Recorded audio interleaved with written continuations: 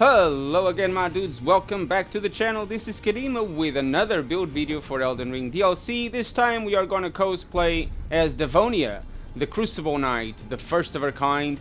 And I gotta say, this bad boy hits like a truck. That's right, we are gonna be using Devonia's hammer, an absolutely massive thing of a weapon. It's a colossal weapon of the hammer type.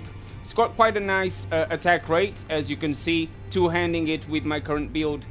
Base value is 958, but we are going to buff that damage, of course, and I'm going to explain to you how we're going to do that. Now, the hammer itself scales Strength B, Dexterity D, and Faith C. Has quite high requirements, Strength at least 30, Dex at 13, and Faith 19. And this thing weighs 20. It's an absolute beast, heavy machine of dishing out judgment and punishment to those who come in our way. For the seal, we are using the Frenzied Flame seal simply because with the stats I'm using, I tested all of them, and this is the one that does a little bit more damage, and it's got a little bit more of ink and scaling with the status that I currently have. And it allows us to cast the Crucible Knight spells. As you can see, I've got them on my memory slots. But I gotta tell you, I didn't even cast a single one of them when doing PvP or even in PvE. It's just a thematic thing to have. The armor pieces itself, I'm using the Crucible Knight set, the complete one, with the head that you get from Davonia herself, with the rest of the stuff from the base game, just for the good looks and again for the theme of being a Crucible Knight. Because of that, the armor set, each piece increases the damage done with aspects of the Crucible incantations, and that's why I've got them all. The only extra thing I've got is Golden Vow, because that's the only thing we are actually using to buff our damage and our defenses a little bit to get that extra juiciness to our weapon. For talismans, I recommend having the two-handed sword talisman. This is an absolute must-have. The Shard of Alexander. There's a thing I want to make clear about this weapon. The Ashes of War of this thing, it's very powerful. Very, very powerful. You are going to see how much damage this thing does. But for PvP, I gotta say, it's absolutely useless. I didn't even hit a single person when trying to use it. You can't combo it to anything. It takes a hell of a long time to charge. Even if you just do a simple tap, it takes about 2-3 seconds to charge and to hit.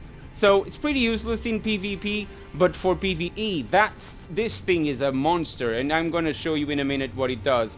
For the remaining talismans, I've got Godfrey Icon. Again, this enhances charge spells and skills, and the skill of this weapon, the Ash of War, is something that you are going to charge, so you are going to do obscene amounts of damage. And last, I've got Year's 3 Favor, just because everything is so heavy. I wanted that little bit of extra equip load, so I wouldn't have to put any more points into endurance. I wanted to stay at 36. I already had to make certain choices so I could boost the damage out of the hammer, and this is how I decided to go. A few more things to mention is the flask. I recommend, obviously for PvE, have the blood-sucking cracked here and the spiked cracked here, because this is just going to increase your damage to even more obscene amounts, and you are going to see what this thing does. And the Exalted Flesh as usual, because this temporarily boosts physical attack. Now, let's take a look at the stats. I'm level 151, Vigor at 55, Mind at 10, I didn't change it, Endurance at 36, Strength at 70, Dexterity at 13, Intelligence 9, Arcane 9, both base values, and Faith at 30. Now, talking about the attack rate of the weapon again, as you can see, base value with these stats, 958. The talismans, of course, help with the damage, but I want to show you what happens when you actually cast Gold Vow and you consume Exalted Flesh. So that's the Gold Vow, that's the Exalted Flesh, and it goes to 1291. Now, if you consume the flask as well, it goes to more than 1500. Every time this thing hits, it hurts big time. But the Ash of War, this is what I'm talking about.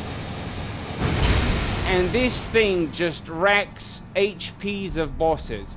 It doesn't, it does take a little bit to cast, but it gives you kind of hyper armor. You can get stunned out of it if any effects proc, like bleeding or frostbite. But apart from that, you won't get stunned out of the animation as long as the hammer is already spinning in the air. If you are at the start, you can get interrupted. If it's already spinning, you won't get interrupted. The thing is, in PvP, as I just said, no one is even going to get close to you. I assure you, they're just gonna run the other way. So don't try to be funny with it. You're not gonna hit anyone in duels with this thing. One more thing I want to mention is the attacks. R1s are some simple side to sides. The R2 is a massive swing side to side. The jumping R1 and then the jumping R2 is a big smash. The running R1 is a downward smash, and the running R2 is a sideways smash. So that's pretty much it, guys. Again, just the typical examples I'm gonna go for are the Black Knight and the Chief Blood Fiend, and then I'm gonna of course show you some examples of how I use this in the arena to its best effect. One thing to remember is this being a colossal weapon, the stats and the gear I'm using, I only have 71 poise, but because of the weapon itself, you kind of get hyper armor, so it's always worth trading in duels. If someone is running towards you and you know they're going to attack, don't hesitate, go for the R1, because your damage are going to be higher than whatever weapon they are using against you. It doesn't matter what they're about to hit you with, just go with this R1. You will stun them, because it will stun them, it will interrupt their attacks, and you will do at least 1000 damage per hit, guaranteed. Unless, of course, they are using buffs and very, very high defensive armors. But again, as I said, let's go to the examples of PvE and the arena. And if you haven't subscribed it just yet, I don't know what you're waiting for. This would be the best time to do so. So for the PvE examples, we're going to start with the Black Knight. As usual, as you can see, my Mimic is already next to me. We do a little Golden Vow, consume the Exalted Flesh. We get the flask ready, but it's best to actually charge the FPs first. Now we go with the flask. I want you to take notice, not at my character. I want you to have a look at the Black Knight HP bar. Look what happens when I charge this thing. Bye. GG. That's it. Now, for the Chief Blood Fiend, I gotta say, I'm very disappointed with my Mimic. Take a look at what this guy is doing. Instead of getting the boss's attention, he actually just stood there trying to attack the enemies that were on the other side of the fog. Look at him. What an idiot. Look, he's just there. He's not being helpful at all. Look, he's there in the corner, and because he got attacked by the spell casted by the other blood fiends on the other side of the fog wall, he's just there. So I gotta get his attention. I got, okay, I need you to do something, buddy. I really want to cast Golden Vow. So there he is, finally becoming useful, although he wasn't useful for long. Look, he's trying to use the Crucible spells instead of the hammer. So I gotta say, my Mimic used more spells than I ever did with this build. In any case, it's a nice thing to have. You don't really need them, but it's fun to use. But take a look at the HP bar. That 12,000 damage with only one charge. The next hits are just simple R1s, and that's it. Job done. That's all it took. 12,000 damage that thing did. What an absolute deadly machine this hammer is. But now let's go for the PvP examples. A couple of things I want to mention about this weapon in PvP. When people see this massive bazooka, they are not going to run towards you straight away, because they don't really know how much damage this thing does. They suspect it's going to do some damage, but they don't really know how much. Like, for example, this guy, he's using the fist and the kick weapons, because he's probably not aware that one hit does more than 1,000 damage. But he quickly learned the lesson. he actually managed to land a combo there, but I'm gonna to trip him to the trade. Oh, here we go. He attacks, and there you go. Another swing. So it only took 2 hits to kill this guy. GG. Now, another duel. You want to try to use the Golden Vow. This guy wasn't having it. He attacked me straight away. Not a problem. If that's how you're gonna go, I'll deal with you with my hammer. I actually tried a fully charged dart too. I should have released it sooner. It would have killed him. But again, the delay, sometimes there's a bit of lag. It kind of sucks. But in any case, I'm right there. I'm always next to him. I don't want him to run away to start casting spells. Well, in this case, I actually have to take a step back because I don't want to get hit by that. I take the time to do a little Exalted Flesh, and then I'm going to go with the trade. And here we are. He fell for it. GG. 800 damage each hit. Jesus. Now, this guy is naked. When you fight naked against a hammer of this sheer size, you are very brave. This thing is going to hit for what, 1200 damage? Let's find out. So he's using a bleed build, which is fine. But he's not going to try to attack me straight on my face, is he? 1000 damage. And then the smacking, jumping R2 for the win. 2 hits. It's all it took. Now, this guy, I have fought him many times. He's quite good. He's using the Beast Claws, which is fine. I've made a build with those already. I absolutely love them. But here we go. Let's fight. He's trying to outspace me, which is a good idea, considering that you don't want to mess with this hammer. If I trade, as I explained in the build explanation, if you trade, you are always going to have the upper hand. You will always do more damage than that what you receive. As you see, it didn't do that much damage, that R1, because he's got his physical defense boosted.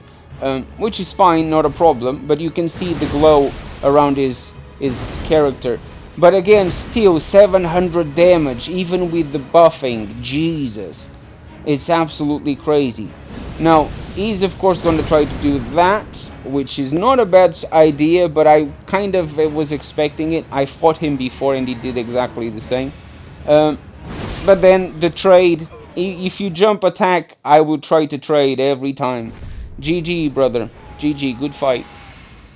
Now, this guy, I don't really know. Maybe he wasn't thinking straight, because when you see this hammer and you have that little club in your hand, you're not gonna win a fight. Club versus giganormous hammer.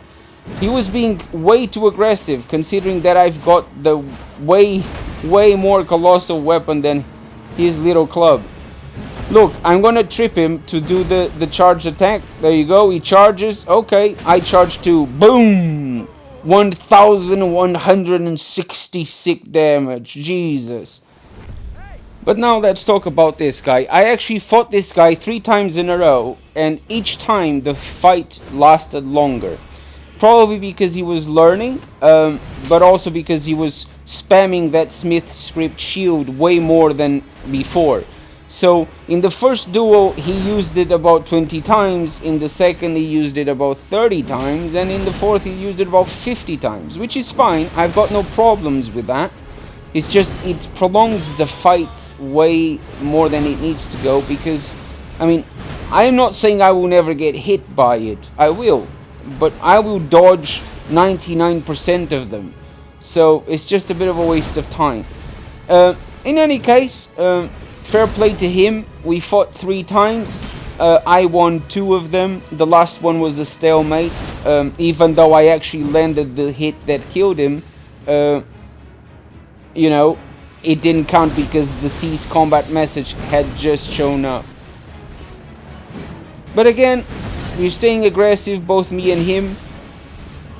And there we go. He's just doing that Ashes of War quite often. I mean, I can dodge that pretty well as well. Again, I'm not saying I'm not going to get hit, but I find it easy to dodge. Those are the ones that I find tricky because I'm not expecting them. I'm trying to stay offensive. If he dodge rolls back and immediately pokes, he actually gets me a few times. But here I managed to fake the run forward and get the run around to finish the job.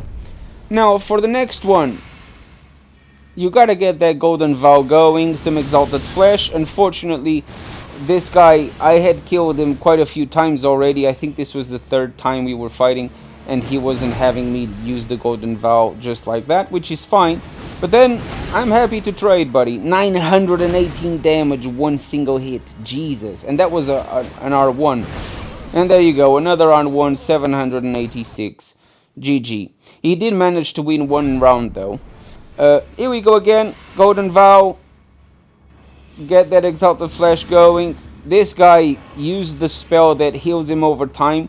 He's using the backhands, which is fine. You just have to watch with a quick step. But unfortunately, he's using blind spot. And blind spot is cool because it allows him to go around me. But I can trade with blind spot using this thing. So I have no problems doing that. His blind spot, yes, it is going to hit me for what? 300, 400 damage? My hammer is going to hit for 600 plus. So I'm more than happy to take the trade. He swapped to the katana, which is fine. I'll take the trade with that as well. He went with the spell. I nearly got him there. The bleed didn't proc, as you just saw. Again, I nearly got him a second time, but then the blood did proc. Throws a rock at me, which I didn't expect, to be honest. I find that incantation so funny. Then again, he's coming for me. I'm coming for him. He's dodging pretty much everything I'm throwing at him. Nearly connected there again. But then I thought, you know what? I'm just going to fake that I'm being stupid and spam R1. Because he's going to roll around me and I'm going to get him. And he did. And so I got him for the win. Now, again, nice duo. This guy is using an unconventional weapon. Not a lot of people come with that halberd to the arena. It's got a weird moveset, I gotta say. And a nice reach though, but I find it to be too slow and predictable. I thought, okay, I don't want to go for the trade straight away. And here's an example of how useless this thing is. You just saw me trying to trap him as he was running past me, but the charge takes so long that no one in the arena will ever get hit by that. I decided to go with the trade, as I said. He does have like the spear moveset, but I've got no problems trading with this weapon, so I'm gonna go for it every time. I try to catch him with a jumping attack and it works beautifully. I actually managed to flawless and win without being touched. Again, new fight, gotta go with the sweet golden vow. This guy is using backhand as well. I mean, another day in the arena, right? Everybody uses the backhand, which I'm gonna make it very clear, I have no problems with it. If you wanna come in the arena and use a blind spot, feel free to do so.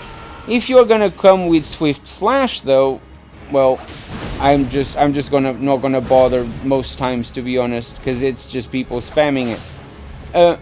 But again, I don't really care. I'm here to try to showcase my builds and show you guys how they work in the arena, if they are that good or not. This one build, I gotta say, very impressive in terms of damage. The damage output is absolutely crazy, but it is hard to hit with this thing. Most times you have to intentionally play for the trade, and that's what you gotta do with a colossal hammer such as this. Now, new fight, new opponent. He's using a scythe. I'm gonna go with my golden vow. I can already see his spell coming towards me to try to make me bleed, which he does. He does make me bleed right there. But he tries the rot, which I find it quite easy to dodge. You just have to run to the side, unless he casts it on free lock, which not everybody does. I actually fought this guy more than once, and in the first fight I actually managed to break his guard, but the weapon is so slow that you cannot land a hit after the guard break. You can't. They will recover before you can actually get close to them, funny enough, which is a problem with this colossal weapon. In any case, still managed to get the win. I'm gonna go with the beautiful rolling attack. I miss, but then I stay right on top of him and do another running attack, and this time it hits for the win. Now this guy, he's quite tanky, as you can see. He's using Verdigris armor. which got quite a tremendous amount of poise, and he's also using the great sword, which gives him the stupid amount of hyper armor. And as you can see, he also boosted his physical defense with the boiled crab meat, which is fine, but I'm not gonna do that much damage against this guy because of how high his defenses are. Each hit is doing about 400 to 600 damage. That one actually did 621, but into a normal enemy, that thing would have done 1000 damage easily. But it's fine, not a problem. He's not being tremendously offensive. I'm not happy to trade with this guy because he's got so much defense at the moment that even if I win the trade, he's gonna do more damage than me. But then he changes to the patas, which is fine. I've made a build with that, so I kind of know what the idea is. You just want to spam running attacks and then spam R1s, which is fine. Now this guy, using the Scythe, I don't think he was very experienced in the arena, but each to their own, we all gotta learn. But like, he's trying to trap me with the charged R2s, turning his back to me, which I've seen that many times before. So I'm not easily gonna fall for that one. But again, let's see how many hits it takes. One hit for 1060 damage, and then the second hit for, let's see how much. I'm gonna trade him. I'm gonna trap him into the trade. There it is, 690. GG. Another fight. Gotta get that golden vowel going. Unfortunately, I couldn't because this guy was being offensive right from the start to stop me from buffing. Again, not a problem. But let's go, let's fight. He's no longer interested because he wants to just cast the storm things. Maybe he's using a storm build, which is legit. I've done one, but using a different weapon. I like to stick to the themes. In any way, not a problem. We're staying close to him, trying to trap him with a trade. Not working so well, but there you go. He tried to hit me, and then, ooh, double hit kill. GG, brother. Another guy with a Scythe. He's boosted his physical defense. I probably would as well if I saw someone with this meganormous hammer. I'm going to try to trade with this guy more than anything because I'm going to win every single trade. The Scythe is actually quite a slow weapon. But as you see, I managed to mess up quite a couple of times until I finally got a trade and get the damage going. But as you can see, he's actually got the upper hand. But now I'm going to finish the job because I'm just going to spam R1s to his face to try to get the win. And then there you go, the running R1 to trade with his spell casting. But this is going to be the last one, my friends. If you are new to the channel, I want to remind you, please subscribe. It does help tremendously.